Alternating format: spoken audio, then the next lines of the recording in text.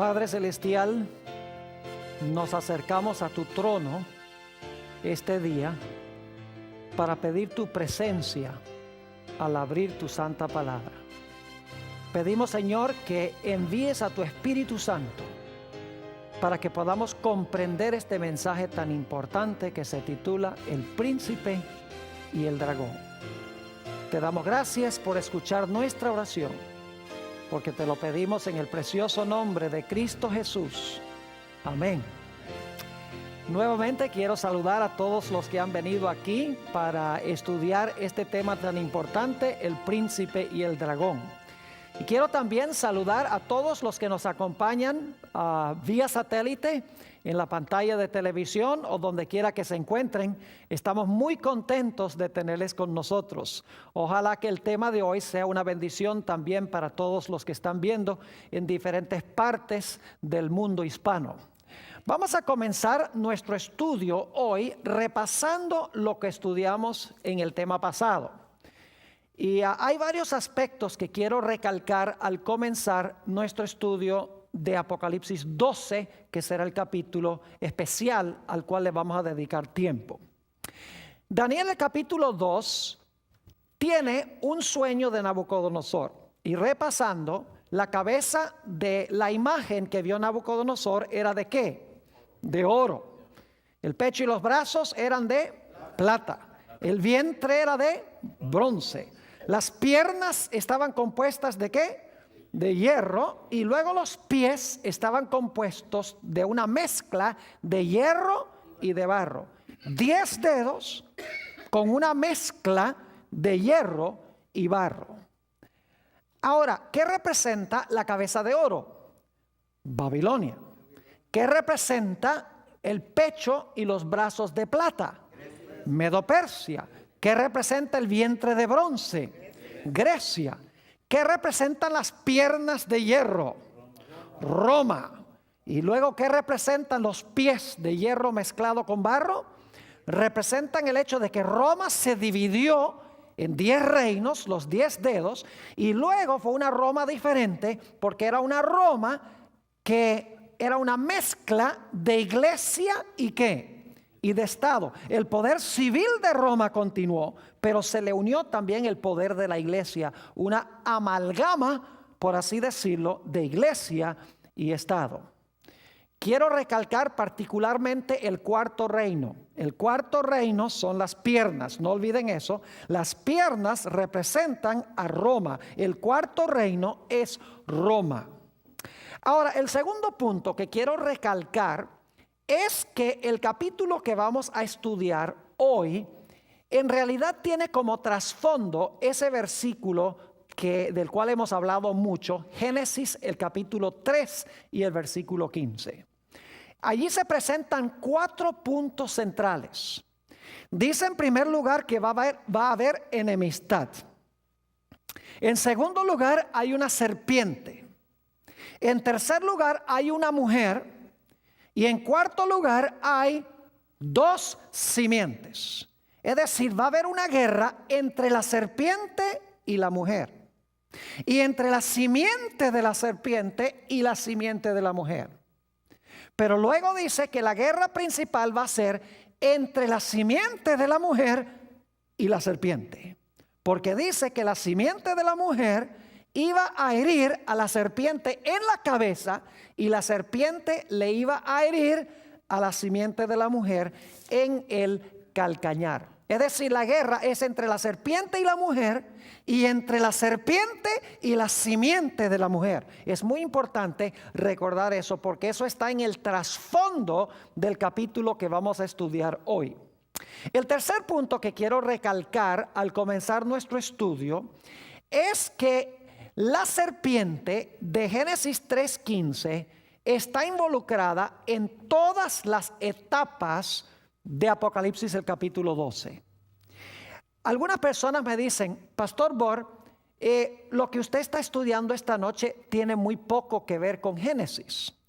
La gente que dice esto ignora el hecho de que detrás de Apocalipsis 12, que vamos a estudiar hoy, está el trasfondo de Génesis 3 y el versículo 15. En otras palabras, vamos a encontrar que en Apocalipsis 12 hay 3 etapas. La primera etapa es la guerra de la serpiente o del dragón contra el niño que va a tener una mujer. Esa es la primera etapa. La segunda etapa, cuando el niño ya se le escapa a la serpiente no es capaz de matarlo. Entonces dice que la serpiente o el dragón se lanza en contra de la mujer que trajo al mundo al niño varón. Y luego finalmente la tercera etapa es cuando el dragón se lanza contra la simiente de la mujer. Es decir, el remanente final que va a vivir en el mundo va a ser atacado por el dragón o por la serpiente. Vamos a encontrar en nuestro estudio que en cada una de las 3 etapas es la serpiente o el dragón que quiere matar al niño, que quiere acabar con la mujer y que quiere acabar con el remanente final. Por eso tenemos que conectar esto con Génesis 3:15. Porque en Génesis 3:15 la batalla es en contra de la simiente de la mujer y es en contra también de la mujer. Es decir, el trasfondo de Apocalipsis 12 es Génesis el capítulo 3 y el versículo 15. Porque la serpiente o el dragón está guerreando en contra de la simiente de la mujer, en contra de la mujer y en contra de la simiente final de la simiente de la mujer. Ahora quiero que vayamos a Apocalipsis 12 y el versículo 1 al 5. Vamos a leer estos versículos para que los tengamos en mente y luego entonces vamos a interpretar su significado. Apocalipsis 12 y el versículo 1 al 5. Dice: apareció en el cielo una gran señal, una mujer vestida del sol, con la luna debajo de sus pies, y sobre su cabeza una corona de 12 estrellas. Imagínense, esta mujer dice que está vestida del sol, la luna debajo de los pies, y la cabeza tiene una corona que tiene 12 estrellas. Versículo 2. Y estando encinta, es decir, estaba embarazada, clamaba con dolores de parto en la angustia del alumbramiento. Es decir, el bebé todavía no ha nacido cuando Juan ve a esta mujer. Versículo 3. También apareció otra señal en el cielo. He aquí un gran dragón escarlata que tenía 7 cabezas y 10 cuernos, y en sus cabezas 7 diademas. Y su cola arrastraba la tercera parte de las estrellas del cielo y las arrojó sobre la tierra. Y el dragón se paró frente a la mujer que estaba para dar a luz, a fin de devorar a su hijo tan pronto como naciese. Y ella dio a luz un hijo varón, que regirá con vara de hierro a todas las naciones, y su hijo fue arrebatado para Dios y para su trono. Interesante. Una mujer, un dragón que se identifica como la serpiente antigua, un dragón que quiere acabar con la simiente de la mujer. Ahora, para entender este panorama tan exótico, necesitamos regresar a una historia que encontramos en el Antiguo Testamento, que está en el trasfondo de Apocalipsis 12.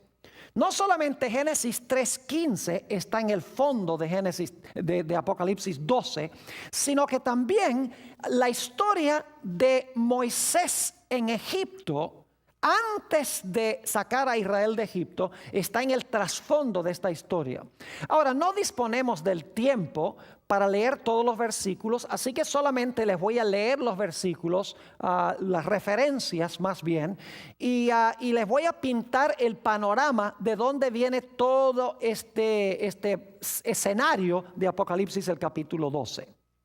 El pueblo de Israel, según Éxodo 1, 13 y 14, se encontraba en terrible y amarga servidumbre en el país de Egipto. Según Éxodo 2, el versículo 23 al 25, encontramos que el pueblo estaba clamando a Dios para que Dios los librara de su amarga servidumbre, de su esclavitud. Ellos eran esclavos de Faraón. Y en Ezequiel 29 y el versículo 3, y ustedes deben tener estos versículos, están siguiendo la secuencia de las referencias. En Ezequiel 29:3 se le llama a Faraón el gran dragón. Es decir, ellos eran esclavos del gran dragón y estaban clamando a Dios para que Dios los librara. En su terrible situación, pronto nació en Egipto el libertador. Y el libertador se llamaba Moisés. Y quiero que noten lo interesante que en la historia de Moisés tenemos 4 elementos de Génesis 3:15. Tenemos una mujer que es Jocabed, la madre de Moisés. Tenemos un niño que nace de ella, que es Moisés. Tenemos enemistad, porque Herodes quiere matar al niño. Y detrás de Herodes está Satanás, quien es el que en verdad quiere matar al niño. Es decir, la serpiente está detrás del telón. Fíjense qué interesante que en la historia de Moisés se está repitiendo la historia de Génesis 3:15. Así que el pueblo clama a Dios, nace Moisés el libertador, y Faraón sospecha que entre el pueblo de Israel hay uno que podría tratar de librarlos. Y por lo tanto nos dice en Éxodo 1 y el versículo 22 que Faraón mandó a matar a todos los niños varones, con la esperanza de que matando a los niños varones pueda matar también al prospectivo libertador de este pueblo. Interesante. Además de eso, encontramos que la estrategia de Satanás es mucho mayor que meramente matar a Moisés. Escuchen bien. Dios había dado una profecía 400 años antes. Esa profecía se encuentra en el libro de Génesis, el capítulo 15 y el versículo 13 al 15, donde Dios estaba diciendo a Abraham que cuando pasaran 400 años, Él iba a intervenir para librar a su pueblo de Egipto y que los iba a llevar a Canaán. Así que el diablo dice, cuando se acaben los 400 años, Dios va a sacar a este pueblo de Egipto para llevarlos a Canaán. ¿Sabía el diablo cuándo comenzaron los 400 años? Claro que sí. ¿Creen ustedes que el diablo sabía cuando los 400 años estaban a punto de terminar? Obviamente que sí, porque él lee la historia. Y por lo tanto, cuando el niño va a nacer, Satanás a través de Herodes lo está esperando para matarlo. Y mata a todos los niños menores de 2 años. Es interesante cómo el diablo trató de impedir que el pueblo de Israel fuera a Canaán. En primer lugar, vio que Dios llevó a Abraham a Canaán. Dice, algo va a pasar en Canaán. Luego se da la profecía de que Dios va a sacar a su pueblo de Egipto y lo va a llevar a Canaán. El diablo dice, hay algo especial en Canaán. Así que cuando Dios intervino para librar a Israel de Egipto, Satanás peleó a capa y espada tratando de matar al libertador y además de eso impidiendo que el pueblo saliera de Egipto. Inclusive cada plaga Dios estaba diciendo, deja ir a mi pueblo. Y Faraón decía, no lo voy a dejar ir. Porque Faraón era un instrumento ¿de quién? Era un instrumento de Satanás. Satanás no quería que el pueblo fuese ¿a dónde? A Canaán. Porque algo iba a pasar en Canaán. El Mesías iba a nacer en Canaán. Y lo interesante es que cuando el pueblo de Israel llegó a las fronteras de Canaán, Satanás los incitó para que cometieran idolatría y fornicación con las mujeres de Moab. Porque Satanás no quería que entraran. Cuando los espías 40 años antes llegaron a las fronteras de Canaán, 10 de los espías dieron un mal informe. No se puede entrar. Estaban siendo usados ¿por quién?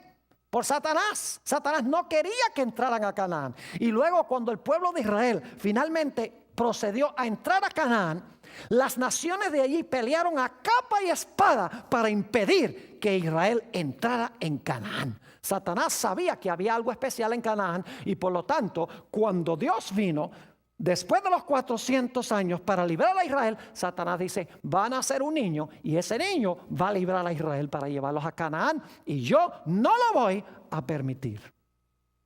Lo interesante es que la vida de Moisés fue preservada en Egipto. A pesar de que Faraón quería matarlo, no lo pudo matar. Dios le preservó la vida a Moisés en Egipto. Y luego Dios llamó a Moisés a salir de Egipto con el pueblo de Dios después de haberlo preservado en Egipto. Lo interesante es que en Éxodo 12, escuchen bien, la señal de liberación del pueblo de Israel fue el sacrificio del cordero pascual. Se debía escoger un cordero perfecto y ese cordero perfecto se debía sacrificar. Y se debía poner la sangre en el dintel de la puerta y en los postes de la puerta. Es decir, la señal de la liberación del pueblo de Israel de servidumbre o de esclavitud fue el sacrificio de ¿qué? El sacrificio de un cordero sin mancha, ni arruga, ni cosa semejante. Es decir, el cordero los libró de su servidumbre. Ahora es interesante notar cómo termina la vida de Moisés. En Deuteronomio 34 y el versículo 5 y 6, Deuteronomio 34 y el versículo 5 y 6, se habla de la muerte de Moisés. Y solo les voy a mencionar algunas cosas en cuanto a la muerte de Moisés. Allí se dicen dos cosas que son muy extrañas en cuanto a su muerte. En primer lugar, nos dice ese texto que cuando Moisés murió, Dios lo sepultó. Es la única persona en toda la Biblia que Dios haya sepultado. Pero eso no es todo. Porque nos dice el texto también que nadie sabía a dónde estaba el sepulcro de Moisés. Y eso es raro, porque los judíos marcaban las tumbas de sus héroes. Es decir, ellos sabían dónde estaba enterrado David, dónde estaba enterrado Abraham, dónde estaba enterrado Daniel. Ellos sabían a dónde estaban enterrados o sepultados sus héroes. Pero dice en Deuteronomio 34 que nadie sabía a dónde estaba enterrado Moisés y que Dios lo sepultó. ¿Por qué fue diferente el caso de Moisés que todos los demás héroes? En Judas 9, y quiero ir a este texto, el libro de Judas 9, encontramos que cuando Moisés murió, algo increíble sucedió. Se realizó una batalla por el cuerpo de Moisés. Judas 9 dice, pero cuando el arcángel Miguel contendía con el diablo, disputando con él por el cuerpo de Moisés, no se atrevió a proferir juicio de maldición contra él, sino que dijo, el Señor te reprenda. ¿Qué hubo cuando Moisés murió? Hubo una batalla entre Miguel el arcángel y ¿quién? Y Satanás. Y estaban peleando ¿por qué? Por el cuerpo de Moisés. ¿Ustedes creen que Dios pelea por cuerpos muertos? ¿A qué había venido Miguel el arcángel? Miguel el arcángel había venido a resucitar a Moisés. Y ustedes dicen, pero pastor Borg, ¿cómo es que vino a resucitar a Moisés el arcángel Miguel? Escuchen bien, en el Nuevo Testamento, en Primera de Tesalonicenses 4, dice que cuando el Señor Jesucristo venga con sus ángeles, dice que tendrá voz de mando, voz de arcángel y trompeta de Dios. Jesús hablará con la voz del arcángel. Es decir, el arcángel Miguel aquí en realidad es Jesús. Ahora entiéndame bien, no estoy diciendo que Jesús fue creado en algún momento, como enseñan algunas religiones. Dicen, bueno, Jesús era un ángel, fue la primera criatura de Dios, Dios hizo ese ángel primero. No, Jesús nunca fue creado, Jesús es eterno Dios. Pero la Biblia aquí lo llama el arcángel Miguel. Y en el Antiguo Testamento también se le llama el ángel de Jehová. No tengo tiempo de entrar a todos los versículos, pero en el Antiguo Testamento el ángel de Jehová es Dios en varios pasajes. Es decir, había venido Cristo Jesús y se estaba disputando el cuerpo de Moisés. Y alguno dice, ¿cómo sabe usted, pastor Borg, que Moisés resucitó? ¿Saben por qué? Porque aproximadamente unos 1400 años más tarde, en Mateo 17 y el versículo 3, cuando Jesús está en el monte de la transfiguración, dice la Biblia que Moisés y Elías vinieron para hablar con Jesús. No dice que era el alma de Elías o el alma de Moisés. Dice que vinieron Moisés y Elías. Es decir, Moisés para poder venir tenía que estar ¿qué? Tenía que estar vivo. El arcángel Miguel vino ¿a qué? A resucitarlo y para llevárselo ¿a dónde? Para arrebatarlo a Dios y a su trono, para llevarlo al cielo. Ahora, yo no sé si ustedes están viendo una serie de paralelos entre esto y lo que encontramos en Apocalipsis 12. Es increíble el paralelismo. Ahora, vamos a resumir lo que hemos estudiado en cuanto a Israel. Moisés libró al Israel literal de esclavitud literal, en Egipto literal, cruzó un desierto literal, a Canaán literal. Se sacrificó un cordero literal. Moisés sacó agua literal de una roca literal y dio pan literal del cielo. Se levantó una serpiente literal en el desierto para neutralizar el veneno literal de las serpientes literales para librar a Israel de la muerte literal. Ahora yo pregunto algo. ¿Tenían simbolismo todas esas cosas literales? Claro que sí. Lo literal que pasó con el pueblo de Israel llegó a simbolizar grandes realidades espirituales y mundiales. Porque el pan representaba a Jesús, la serpiente representaba a Jesús, el agua representaba a Jesús, la roca era Jesús, el libertador era Jesús. Es decir, que lo que pasó literalmente con Israel era una ilustración o una figura de grandes realidades mundiales, espirituales, que iban a realizarse en el futuro. Ahora, ¿saben lo que es interesante? En la Biblia, Dios prometió enviar a un profeta semejante a Moisés, pero mayor que Moisés. Note lo que dice en el libro de los Hebreos, el capítulo 3 y el versículo 1 y 2. Hebreos, el capítulo 3 y el versículo 1 y 2. Fíjense el paralelo que se hace entre Moisés y Jesús.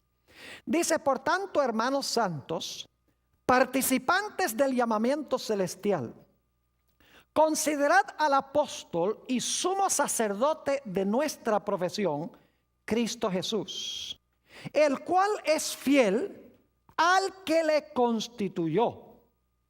Y ahora escuchen, como también lo fue Moisés en toda la casa de Dios. Se está haciendo un paralelo entre ¿quiénes? Entre Jesús, que fue fiel en la casa de Dios, ¿y quién? Y Moisés, que fue fiel en la casa de Dios. Ahora, no tenemos tiempo de leer los versículos, pero se los voy a mencionar. En Deuteronomio 18 y el versículo 15 al 18 fue que Dios prometió que iba a mandar un profeta mayor que Moisés. Y si van al Nuevo Testamento, a Hechos 3 y el versículo 22 al 26, van a encontrar allí que en realidad ese profeta mayor que Moisés no es más ni menos que Cristo Jesús. Es decir, Jesús iba a repetir la historia de Moisés, pero en vez de libertar a un pueblo en cierta localidad geográfica para llevarlos a la Canaán literal, el Señor Jesucristo iba a librar a un pueblo mundial para llevarlo a la Canaán celestial. Es decir, que lo que pasó con Moisés como líder de Israel es un símbolo de Jesús, el líder de su pueblo en los últimos días. Ahora sí, vamos a Apocalipsis, el capítulo 12. Y algunas de estas cosas no tenemos que buscarlas en Apocalipsis 12 porque ya leímos el pasaje.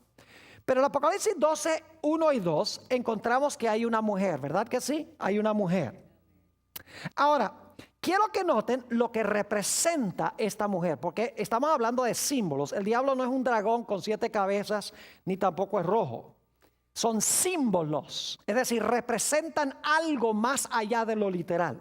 Así que esta mujer debe representar algo. Nota lo que dice Jeremías, el capítulo 6 y el versículo 2. Jeremías, el capítulo 6 y el versículo 2. Nos dice qué representa la mujer. Dice allí: destruiré a la bella y delicada, ¿qué cosa? Hija de Sión. Fíjense que Dios considera a Sión, a su pueblo, como bella y qué cosa, delicada. En realidad en el hebreo dice: compararé a la hija de Sión con una mujer bella y delicada. Ahora quiero que noten también lo que dice Jeremías 31 y el versículo 32. Jeremías 31 y el versículo 32.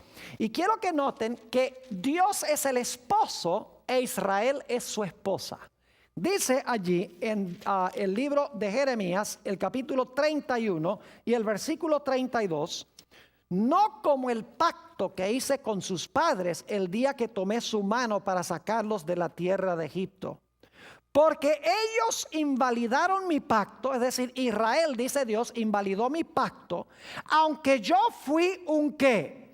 Yo fui un marido para ellos, dice Jehová. Es decir, Dios es el esposo e Israel es su ¿qué? Es su esposa. ¿Y quién va a nacer de la esposa de Dios el Padre? Va a nacer la simiente prometida. Va a nacer Jesús. Entonces, ¿qué representa la mujer? La mujer representa a Israel. Pero representa más que Israel. Porque la iglesia del Nuevo Testamento también es simbolizada por una mujer. En Efesios 5, versículo 25, el apóstol San Pablo dice: maridos, amad a vuestras mujeres, así como Cristo amó a la iglesia. Es decir, que en la Biblia esta mujer representa la iglesia de Dios en el Antiguo y en el Nuevo Testamento. Ahora ustedes notan que la mujer está vestida del sol y tiene la luna debajo de sus pies. Yo pregunto, ¿el sol tiene luz original propia? Claro que sí. ¿La luna tiene luz original propia? No. ¿De dónde recibe la luna su luz? Del sol. Ahora, ¿qué representa el sol con el cual está vestida esta mujer? ¿Y qué representa la luna sobre la cual está parada? Muy sencillo. Si vamos a San Juan 5 y el versículo 39, el Señor Jesucristo dice a los líderes de aquella época, dice: escudriñad las escrituras. ¿Cuáles escrituras? El Antiguo Testamento. Escudriñad las escrituras, porque a vosotros os parece que en ellas tenéis la vida eterna, y ellas son las que dan ¿qué cosa? Testimonio de mí. ¿Qué es lo que da testimonio de Jesús? Las escrituras. ¿Qué es lo que da testimonio del sol? La luna. Es decir, que el sol representa a Jesús y la luna representa ¿qué cosa? Las escrituras que reflejan a Jesús. Es decir, esta es una iglesia que está basada en las escrituras y que está cubierta de Cristo Jesús. Y luego tenemos las 12 estrellas que tiene sobre su corona. ¿Qué representan esas 12 estrellas? No voy a leer los versículos, pero se los voy a mencionar. En Génesis 37, escuchen bien, y los versículos 9 y 10, Génesis 37, 9 y 10, encontramos la historia de José. ¿Recuerdan uno de los sueños que tuvo José? Uno de sus sueños fue que vio que el sol, la luna y las ¿qué? Y 11 estrellas se inclinaban ante él. Eso está en Génesis 37 y el versículo 9 y 10. Ahora yo pregunto, ¿qué representaban las 11 estrellas? Las 11 estrellas representaban los ¿qué? Los hermanos de José. Lo cual significa que José sería la estrella número ¿qué? La estrella número 12. Es decir, que las 12 estrellas representan a los hijos de ¿quién? A los hijos de Jacob. ¿Y qué llegaron a formar los 12 hijos de Jacob? Llegaron a formar las 12 tribus de Israel, que son el pueblo de Israel, que estaba compuesto de 12 tribus. Note lo que dice en Génesis 49, 28 sobre este asunto. Génesis, el capítulo 49 y el versículo 28. Está hablando aquí de las 12 tribus de Israel, que en realidad componen a Israel. Dice en Génesis 49 y el versículo 28, todos estos fueron las 12 tribus de Israel, después de mencionar cada uno de los hijos de Jacob. Y esto fue lo que su padre les dijo al bendecirlos, a cada uno por su bendición los bendijo. Entonces, ¿qué representan las 12 estrellas? Las 12 estrellas representan al pueblo de Dios. ¿Cuándo? En el Antiguo Testamento, las 12 tribus de Israel. Yo pregunto, ¿Jesús nació de la iglesia del Antiguo Testamento? Claro que sí. ¿Jesús nació de Israel? ¿Nació de las 12 tribus de Israel? ¿Cómo no? Nació de la mujer. El número 12 indica que Jesús nace de Israel. Ahora, dicho sea de paso, la mujer no solamente vamos a encontrar representa el Antiguo Testamento, sino que representa también a la esposa de Cristo en el Nuevo, que es la iglesia. ¿Cuántos apóstoles escogió Jesús? Eso es un accidente que escogió 12 apóstoles, ¿verdad? Un accidente. Dios, me gusta el número 12, dice Jesús. No. ¿Qué estaba indicando Jesús al escoger 12 apóstoles? Estaba indicando de que se estaba continuando, ¿qué cosa? Su pueblo. 12 tribus, 12 apóstoles. Es decir, hay una sola iglesia compuesta de dos partes. Los que vivieron en el Antiguo Testamento y los que viven en el Nuevo Testamento. Pero es una sola iglesia con 12 etapas. Ahora, por si acaso alguno no cree que el número 12 es importante, cuando Judas apostató, los discípulos se reunieron y dijeron, tenemos que elegir el número 12. Tenían que tener 12. Porque el número 12 representaba una continuación ¿de qué? Una continuación del pueblo ¿de qué? Del pueblo de Israel. Es decir, la mujer representa a la iglesia del Antiguo y del Nuevo Testamento. Es una iglesia vestida de Jesús. Es una iglesia que se basa en las escrituras que dan testimonio de Jesús. Ahora yo pregunto algo. Cuando el Señor Jesucristo nació, ¿alguien lo estaba esperando? Los judíos lo estaban esperando, ¿verdad? No. Porque dice claramente en San Juan 1:11, a los suyos vino y los suyos no le recibieron. Pero ¿quién lo estaba esperando? Lo estaba esperando Satanás. Ahora escuchen lo que les voy a decir, no pierdan este punto. ¿Qué imperio estaba gobernando cuando nació Jesús? Estaba gobernando Roma. ¿Cuál de los imperios de Daniel 2 es ese? El segundo, el primero, el tercero, el cuarto, ¿cuál es? El cuarto reino. Es decir, Jesús nació durante el periodo de las piernas ¿de qué? De las piernas de hierro. No olviden eso, porque más adelante vamos a estudiar la profecía de Daniel 7 y vamos a encontrar 4 bestias y la cuarta bestia también es Roma.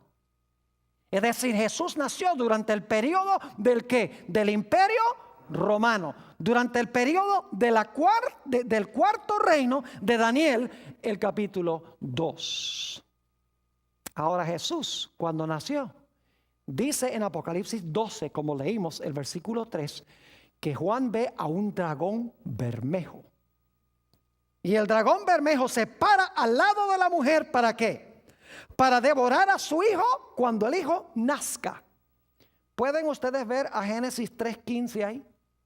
Claro que sí. Porque en Génesis 3:15 dice que la serpiente iba a estar enojado con la simiente de la mujer. Y ahora nace Jesús, la simiente de la mujer, y el dragón, que se le llama en Apocalipsis 12:9, la serpiente antigua, el diablo y Satanás, porque quiere conectar con Génesis 3:15. Dice que se para al lado de la mujer para devorar al niño cuando el niño nazca. ¿Quién sabía que Jesús iba a nacer? Satanás. Y Satanás dice, lo voy a matar. Pero yo pregunto, ¿Satanás procuró matarlo directamente? No. ¿Recuerdan que en el Antiguo Testamento Faraón se llamaba el gran dragón? Ezequiel 29:3, el gran dragón. Había un gran dragón esperando a Jesús también. Claro, era Satanás. Pero ¿qué usó Satanás para tratar de matar a Jesús? Note lo que dice Mateo, el capítulo 2 y el versículo 16. San Mateo, el capítulo 2 y el versículo 16. Al igual que en el Antiguo Testamento, Satanás obró a través de Faraón. En el Nuevo Testamento trata de matar a Jesús a través de ¿quién? A través de Herodes, a través de su simiente. Note lo que dice Mateo, el capítulo 2. ¿Qué dije yo? ¿Qué versículo? San Mateo 2 y el versículo 16. Esto es cuando los reyes magos no vuelven por Jerusalén, se van por otra ruta. Dice: Herodes entonces, cuando se vio burlado por los magos, se enojó mucho y mandó matar a todos los niños menores de 2 años que había en Belén y en todos sus alrededores, conforme al tiempo que había inquirido de los magos. Yo pregunto, ¿eso también pasó en los días de Moisés? Solo que allá fue Faraón y ahora fue ¿quién? Fue Herodes el que lo hizo, según dice esto. ¿Y quién estaba detrás de Herodes? Satanás, porque Apocalipsis 12 dice que el gran dragón se paró delante de la mujer. Mateo dice que fue Herodes, así que sabemos que fue el gran dragón usando ¿a quién? Usando a Herodes. Así que la primera etapa de la batalla es el dragón contra ¿quién? El dragón contra el niño. Fíjense que la primera guerra no es contra la mujer. El dragón no trata de matar primero a la mujer, sino procura matar primero ¿a quién? A la simiente de la mujer, exactamente como lo dice en Génesis 3 y el versículo 15. Yo pregunto, ¿el Señor Jesucristo murió como el Cordero Pascual? Note lo que dice en 1 de Corintios, el capítulo 5 y el versículo 7. 1 de Corintios, el capítulo 5 y el versículo 7. Jesús está repitiendo la historia de Israel. Yo no sé si ustedes se están dando cuenta, pero lo está haciendo no solo para Israel allá en el Medio Oriente, sino que Israel es toda la raza humana. Ahora fíjense lo que dice 1 de Corintios, el capítulo 5 y el versículo 7. Aquí el apóstol Pablo está recordando la experiencia de la liberación de Egipto. Dice aquí: limpiaos pues de la vieja levadura, para que seáis nueva masa. Dicho sea de paso, también comieron panes sin levadura allá en el Éxodo.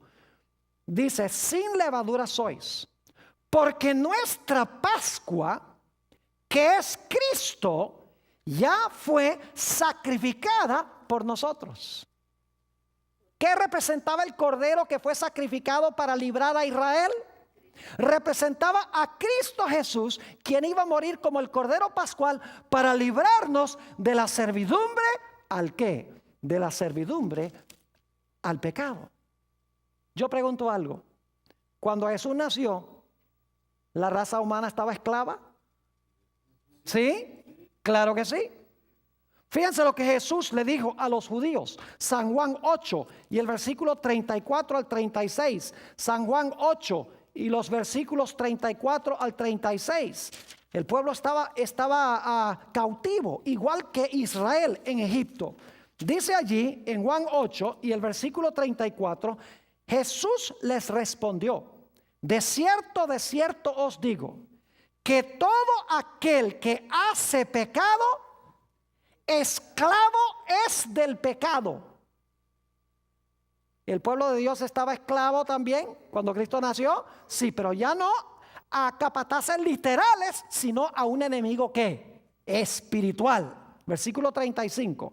Y el esclavo no queda en la casa para siempre, el hijo sí queda para siempre. Así que si el hijo os libertare, seréis verdaderamente ¿qué? Libres. ¿Quién vino a libertar a su pueblo?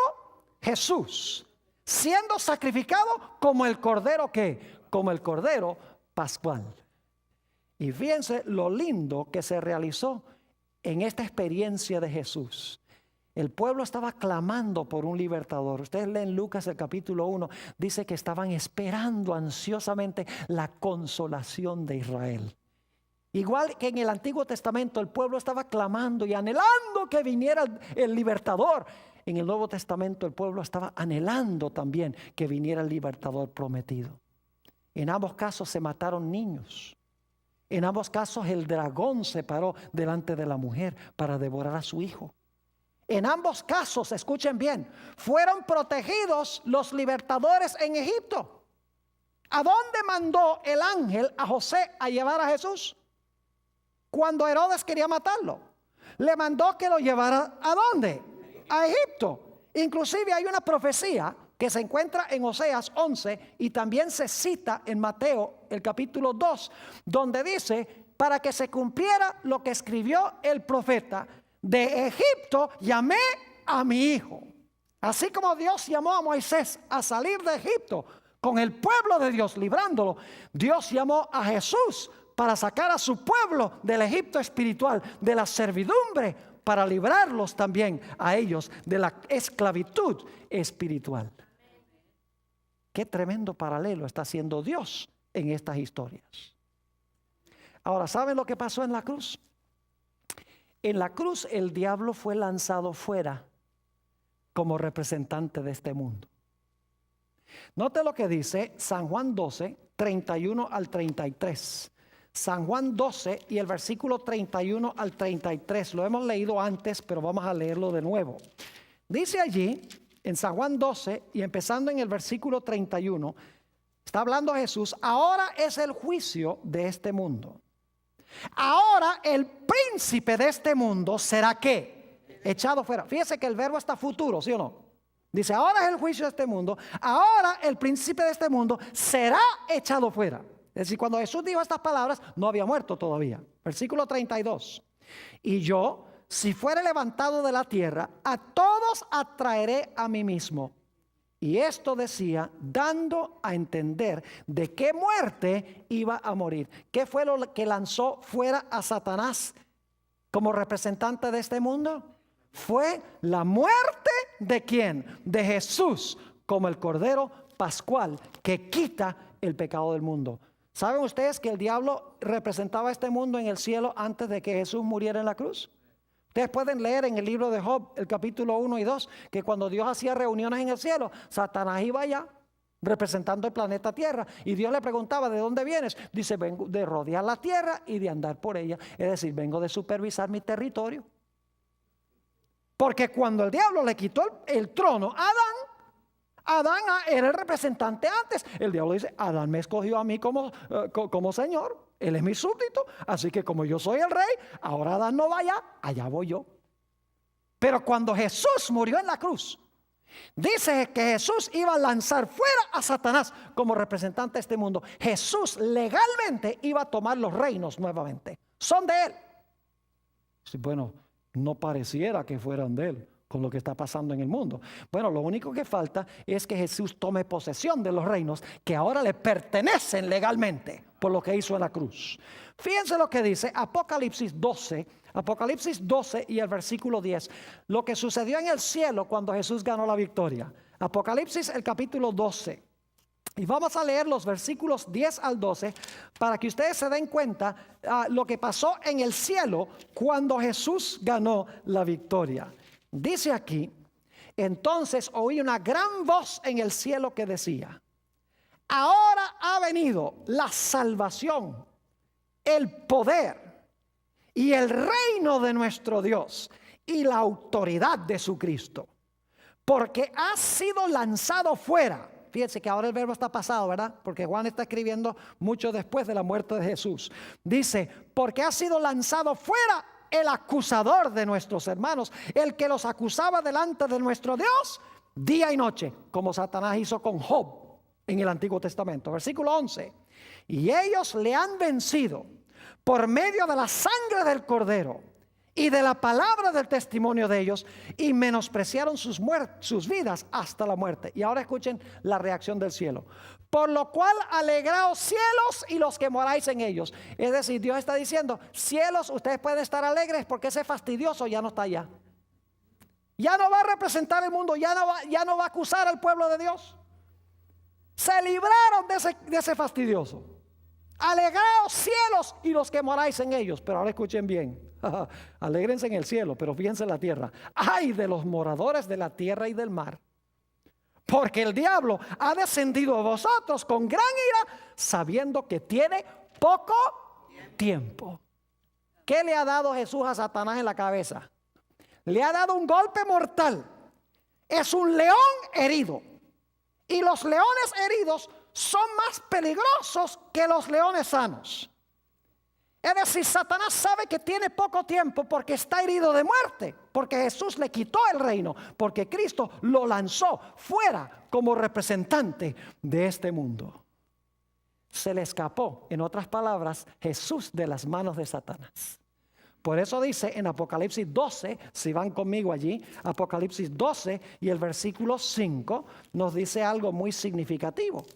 Dice que Jesús ganó y ella dio a luz un hijo varón, que regirá con vara de hierro a todas las naciones. Escuchen, y su hijo fue arrebatado para Dios y para su trono. Yo pregunto, cuando Moisés terminó su vida, murió, resucitó y fue arrebatado a Dios y a su trono. Claro que sí. Y este libertador también murió, resucitó y fue arrebatado a Dios y a su trono. Satanás no lo pudo derrotar. Esta es la etapa número 1, el cuarto reino. Pero ahora quiero que ustedes noten que hay una segunda y una tercera etapa en Apocalipsis 12. Es muy importante que reconozcamos esto. La primera etapa, escuchen bien, la primera etapa de Apocalipsis, el capítulo 12, es cuando nace el niño y el niño lucha con el dragón y el niño gana la victoria sobre el dragón y asciende al trono. Esa es la primera etapa. ¿En cuál reino está pasando eso? En el cuarto reino, el reino romano, porque Jesús nació durante el imperio romano. ¿Están conmigo? Pero quiero que noten que cuando Juan ve a la mujer todavía no ha tenido el niño.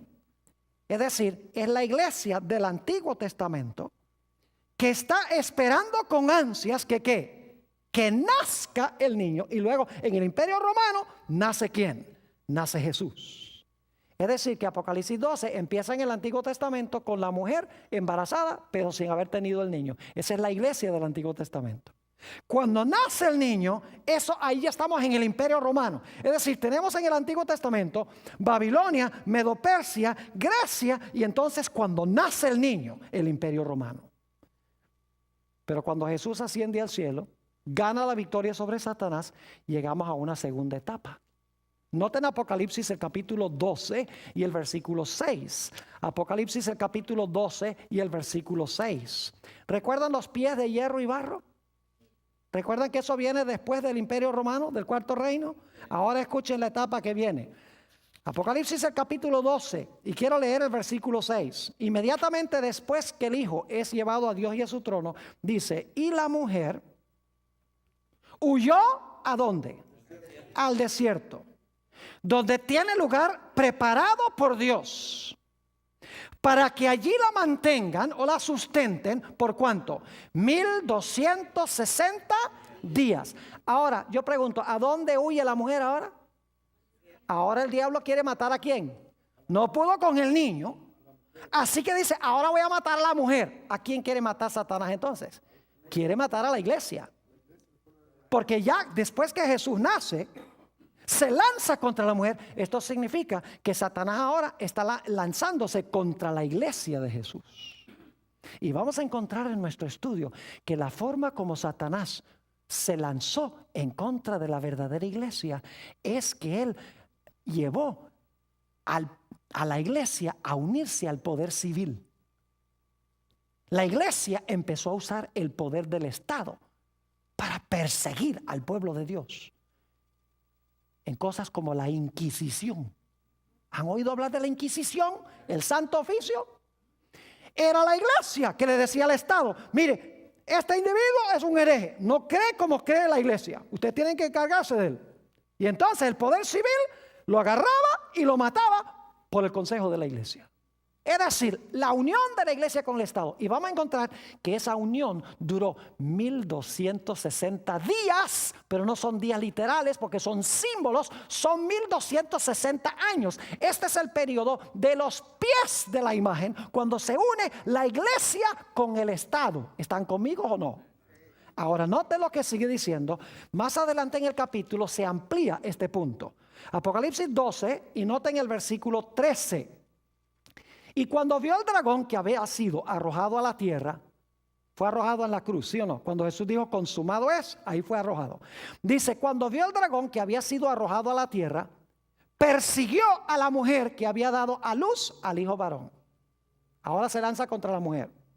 Y se le dieron a la mujer 2 alas de la gran águila, para que volase de delante de la serpiente al desierto, a su lugar donde es sustentada por un tiempo y tiempos y la mitad de un tiempo. Vamos a encontrar que ese es el mismo periodo que los 1260 días. Un tiempo es un año, tiempos 2 años y medio tiempo, medio año. Son 3 años y medio. Si ustedes multiplican 3 años y medio por 360 días que tiene cada año, ¿cuánto les da? 3 y medio por 360 días que tiene cada año. Si usted lo multiplica, le da 1260 días. Pero los días son ¿qué? Los días son años. Y luego note lo que dice en el versículo 15. Y la serpiente arrojó de su boca tras la mujer agua como un río. Y las aguas representan sus muchedumbres, sus gentes, para que fuese arrastrada por el río. Es decir, quiere ahora ahogar ¿a quién? Quiere ahogar a la mujer. ¿Y por cuánto tiempo está tratando de ahogar a la mujer? Por 1260 años. ¿Y cómo lo hace? Mezclando el hierro ¿con qué? Con el barro. La iglesia con el Estado. ¿Tiene esta profecía algo que ver con Daniel 2? Claro, porque Cristo nace en el cuarto imperio, que es el imperio de las piernas de hierro. Es decir, en Apocalipsis 12 estamos en el momento de las piernas de hierro. Y luego los 1260 años es el periodo después de las piernas. Sigue Roma. Es el mismo dragón, la misma serpiente que persigue a la mujer. ¿Es así o no es así? Claro que sí. Pero ahora no es el imperio romano que persiguió al niño, sino que es el imperio romano ¿qué? Dividido, mezclando la iglesia ¿con qué? La iglesia con el Estado. Y luego dice aquí que la tierra ayudó a la mujer. En el versículo 16 dice que la tierra ayudó a la mujer. Esto lo vamos a estudiar más adelante en nuestra serie. Es decir, al final de los 1260 años, cuando la mujer iba a ser ahogada, la tierra vino al rescate. Y dice que la tierra secó las aguas de persecución. Es decir, por un tiempo la persecución cesa. Debe ser entonces que la iglesia y el Estado son separados de nuevo. Porque es la unión del hierro y el barro lo que trae persecución. Pero debe ser ahora que se separan los dos. Y todo esto lo vamos a estudiar en temas subsiguientes, cuando estudiemos Daniel 7 y Apocalipsis 13. Es decir, que por un tiempo cesa la persecución. Porque la iglesia y el Estado ya no están unidos. Recuerden que les mencioné que en los pies hay 2 etapas. Hay una etapa que fueron los 1260 años. Y luego está la segunda etapa después de un periodo de paz. Un periodo cuando la iglesia no es perseguida. Nuevamente se va a unir la iglesia con el Estado para perseguir. En Apocalipsis 13 se explica esto como una bestia que gobierna 42 meses. Y luego dice, recibe una herida mortal, por un tiempo no persigue. Y luego entonces dice que su herida mortal es sanada. Y luego entonces otra vez persigue. ¿Están conmigo o no están conmigo? Ahora falta la última etapa. Porque Apocalipsis 12 tiene 3 etapas. Contra el niño, contra la mujer. Y la última etapa está en el versículo 17. Es contra la simiente de la simiente. La simiente de la mujer es Jesús, ¿verdad que sí? Pero este ataque va a ser contra la simiente de la simiente, es decir, contra la simiente de Jesús. Note lo que dice Apocalipsis el capítulo 12 y el versículo 17. Un versículo que vamos a estudiar mucho más detenidamente en el transcurso de este seminario. Dice, entonces el dragón se llenó de ira contra la mujer. ¿quién es el que está siempre detrás de la persecución? La serpiente antigua, el dragón, Génesis 3:15. El trasfondo de esto es la serpiente, Génesis 3:15. Entonces el dragón se llenó de ira contra la mujer y se fue a hacer guerra contra el resto, o como dicen algunas versiones, contra el remanente de la descendencia. Una mejor traducción sería de la simiente de ella. Y fíjense las características que tiene la simiente final, el remanente final. Dice, los que guardan los 9 mandamientos de Dios. Oh, gracias. Guardan los mandamientos de Dios y tienen, ¿qué cosa? Y tienen el testimonio de Jesucristo.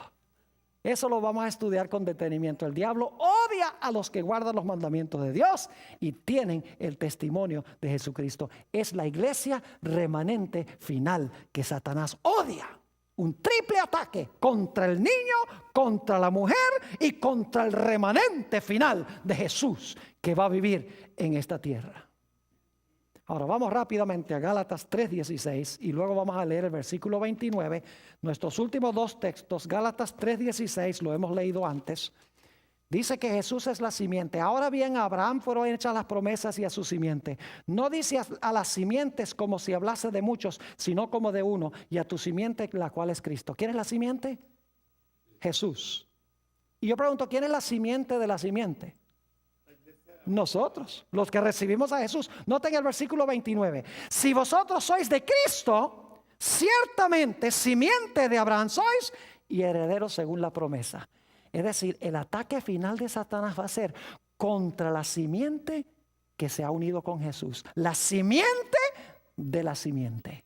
Los que guardan los mandamientos de Dios y tienen el testimonio de Jesús.